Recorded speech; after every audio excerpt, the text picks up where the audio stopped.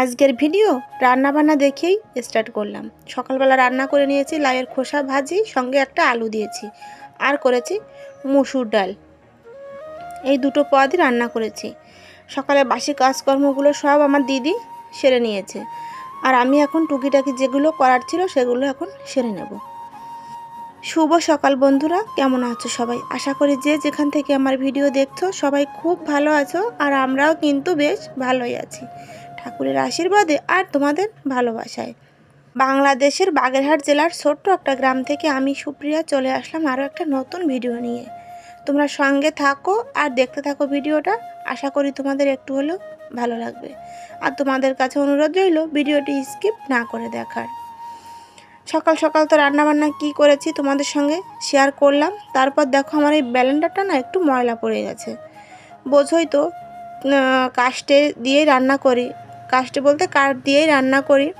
এক ঘরের ভিতর সব কিছু থাকে, তেল চিটচিটে হওয়াটা স্বাভাবিক ব্যাপার, তাই না? এই জন্য ভাবলাম আজকে একটু মুছে নিই। আমি কিন্তু পলিথিন নয়, একটা শপিং ব্যাগের ভিতরেই রাখি সবসময়, মুখটা বেঁধে। আগে আমি ঘরে তুলেই রাখতাম, কিন্তু সব সময় তো বের করা তো সম্ভব হয়ে ওঠে না, এই কারণে এখন আমি বাইরেই রাখি। একটু কষ্ট করে প্রতিদিন একবার করে মুছে নিলে, প্রতিদিন বলতে যখন আর কি মশলা করি তখন মুছে নিলে তাহলে কিন্তু আর বেশি ময়লা পড়ে না। যাই হোক বন্ধুরা, দেখো এটা আমি মুছে নিলাম। এখন টেবিলটা, গ্যাসের চুলোটা সব কিছু মুছে নেবো। আর আজকে সকালটা কিন্তু একটু ঠান্ডা ঠান্ডা পড়েছে হালকা, তাই দেখো ওড়নাটা না চাদরের মতো করেই গায়ে দিয়েছি। শীতের জামা কাপড় সবার তা বের করা হয়ে গেছে, কিন্তু আমি এখনও বের করিনি, কারণ আমার একটু ঠান্ডাটা একটু কম, শীত লাগে না। জানি না কেন, হয়তো কাজে থাকি সবসময়, এই কারণে। বাচ্চাদের কিন্তু শীতের জামা কাপড়, শাশুড়ি মায়ের, হাজব্যান্ডের সবার শীতের জামা কাপড় বের করে দেওয়া হয়ে গেছে, সবাই কিন্তু পরেও, শুধু আমিই পরি না। যাই হোক, দেখো গ্যাসের চুলোটা আমি এখন মুছে নিচ্ছি। রান্না করিনি গ্যাসে, তারপরও তোমরা তো জানো যে আমি একবার করে মুছে নেই। তারপর অনেক মুগ ডাল আছে ঘরে, সেই মুগ ডালগুলো আজকে রোদে দেব, কারণ মুগ ডালটা আমাদের তেমন একটা খাওয়া হয় না, খুব কম খাই মুগ ডালটা, এই কারণে মুগ ডালটা আমার রয়ে যায়। মুসুর ডাল মুগ ডাল একসঙ্গেই কিন্তু আনে, কিন্তু মুসুর ডালটা আমার শেষ হয়ে যায়। মাসে 3-4 কিলো কিন্তু মুসুর ডাল আমার লাগে কম করে, কিন্তু মুগ ডালটা একদমই খাওয়া হয় না। তারপর দেখো তোমাদের দাদা ভাই যেখান থেকে আমাদের হাঁসের ডিম আনে, সেখানে বলা আছে যে আমাদের ডিম হলে আমাদের বাড়িতে দিয়ে যেতে, কিন্তু আগের যে ডিমগুলো সেগুলো কিন্তু এখনও খাওয়া হয়নি। আগেও কিন্তু 20 পিস ডিম এনেছিল আর কি, আর এবারও 20 পিস ডিম এনেছে। এখন কি করব বলো, আগের ডিমগুলো তো খাওয়া হয়নি, আর যখন বাড়ি অবধি নিয়ে এসেছে তোমাদের দাদাভাই বলল ডিমগুলো রেখে দাও, ফ্রিজে রাখলে তো কোনো সমস্যা হবে না, আর এখন তো ঠান্ডার সময়। আর বন্ধুরা, আমার বাড়িতে কিন্তু এখনও আত্মীয় স্বজন রয়েছে, আর রাস্তায় প্রচুর গাড়ির চাপ, প্রচুর গাড়ির শব্দ হচ্ছে, তোমরা একটু প্লিজ ম্যানেজ করে নিও।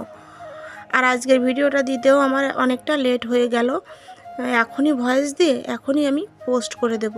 তারপর দেখো এই ডালগুলো আমি ঢেলে নিলাম, ডালগুলো দেবো রোদ্রে, অনেকটা ডাল আছে। আবারও তোমাদের দাদাভাই ডাল নিয়ে এসেছে 1 কিলো, সেটা একদম প্যাকেট খুলিনি এখন, দেখো ওই যে। তাই ভাবলাম একটু রোদে দিয়ে রাখি যাতে নষ্ট না হয়, পোকা ধরে যায় কিন্তু এই ডালগুলোতে ঘরে থাকলে। ভালো করে রোদ্রে দিয়ে রাখলে তাহলে আর পোকাটা ধরবে না। আর কি জানো বন্ধুরা, রোদটাও কিন্তু এখন আর তেমন একটা দেখা যায় না, আর আমাদের বাড়িতে একদমই রোদ লাগে না। যাই হোক, এই যে দেখো রোদ্রে দিয়ে দেবো। আর এনেছিল জিরাগুলোও রোদ্রে দিয়ে দেবো, আর আছে ধনেগুলোও কিন্তু ধুয়ে তারপর আমি রোদ্রে দেবো। ধনের ভিতর জানো অনেক ময়লা থাকে, পাথর থাকে আর কি।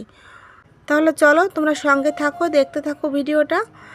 আর হ্যাঁ, 2 দিনের ভিডিওই কিন্তু আমি একসঙ্গে আজকে পোস্ট করব, কারণ একটা দিন তো আমি ভিডিও দেইনি, আর একটা দিন ভিডিও দিয়েছি, সেটা আমার অনেক আগে করা ছিল, সেটা দিয়েছিলাম গতকাল, যেটা দিয়েছিলাম। এটা মঙ্গলবার আর বুধবারের ভিডিও একসঙ্গেই আমি তোমাদের সঙ্গে শেয়ার করলাম। তাহলে চলো, গোটা ধনেগুলো আমি এখন ধুয়ে রোদ্রে দিয়ে দেবো।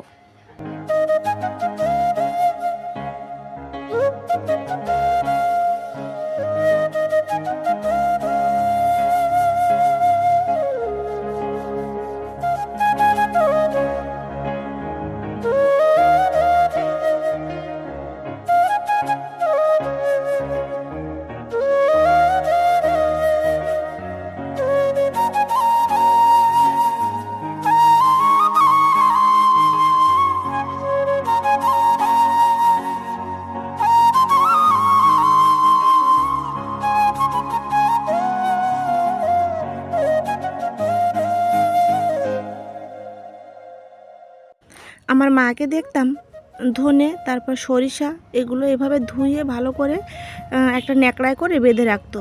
তারপর যখন জলটা ঝরে যেত তখন রোদ্রে দিয়ে দিত। তাই আমিও কিন্তু মায়ের দেখা দেখি এমনই করি। মেয়েরা কিন্তু মায়ের কাছ থেকেই শেখে, বলো বন্ধুরা? অনেক কিছু শেখার বাকি ছিল কিন্তু হলো না, ভাগ্যটা আর সেই অবধি আমাকে নিল না। যাই হোক বন্ধুরা, দেখো কত নোংরা বেরিয়েছে ধনে থেকে। আর দেখো তোমাদের আমি দেখাচ্ছি, এগুলো কিন্তু সব পাথর, দেখেছো? এগুলো সব পাথর, অনেকটাই কিন্তু বেরিয়েছে বলো। তারপর দেখো এভাবে আমি ঝুলিয়ে রেখে দেবো, জলটা ঝরে গেলে তারপর আমি রোদ্রে দিয়ে দেবো। আর ডাল আর জিরাগুলো কিন্তু আমি এখনই রোদ্রে দিয়ে দিচ্ছি। আর আমার দিদি দেখো আর নারকেলের শলা বের করছে আর কি, আমার জন্য ঝাড়ু তৈরি করবে। আমার ঝাড়ুটা না অনেকটা ছোট হয়ে গেছে আর কি, নষ্ট হয়ে গেছে, ভেঙে গেছে।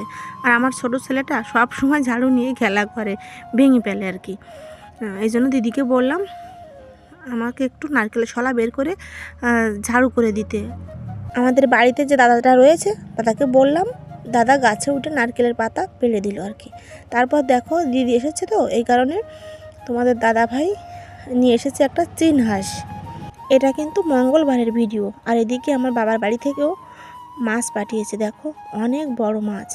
আর এটা কিন্তু ভেটকি মাছ, পার্শে মাছ, ট্যাংরা মাছ, জাপানি পুঁটি, চিংড়ি মাছ, কাঁকড়া মাছ, অনেক মাছ পাঠিয়েছে। আর ভেটকি মাছটার ওজন কিন্তু 6 থেকে 7 কিলো হবে, এতটা বড় ছিল। তা তো তোমরা দেখতেই পেলে, অনেকটা বড় মাছ।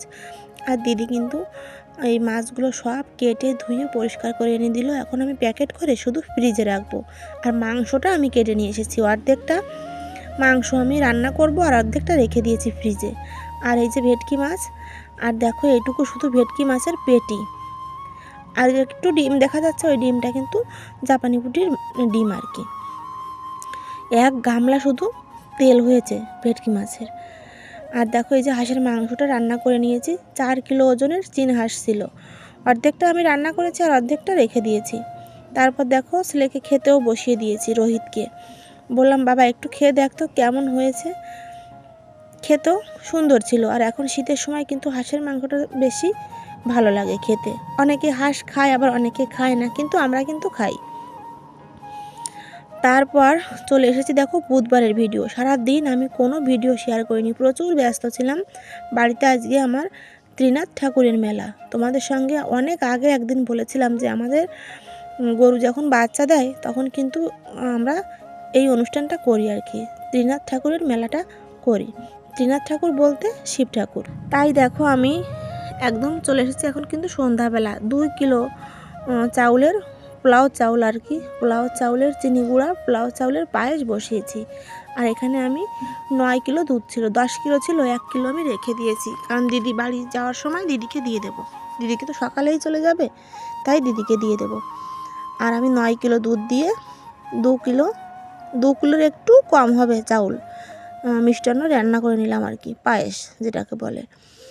আর তোমাদের দাদাভাই এনেছিল জিলাপি, মিষ্টি, আর এনেছিল মুড়ি, খই, এগুলো। আর তো আমি এই 3 দিন যাবৎ ঘরে দুধ ঢেলে ঢেলে দই কিন্তু করে রেখেছি। এগুলো দিয়েই কিন্তু আমাদের ত্রিনাথ ঠাকুরের মেলাটা দেওয়া হয় আর কি। আর এই যে দেখো পায়েসটা কিন্তু আমার রান্না হয়েও গেছে, দেখেছো? বড় বড় 2 গামলা পায়েস রান্না করে নিয়েছি। আর অনুষ্ঠান কিন্তু শুরুও হয়ে গেছে।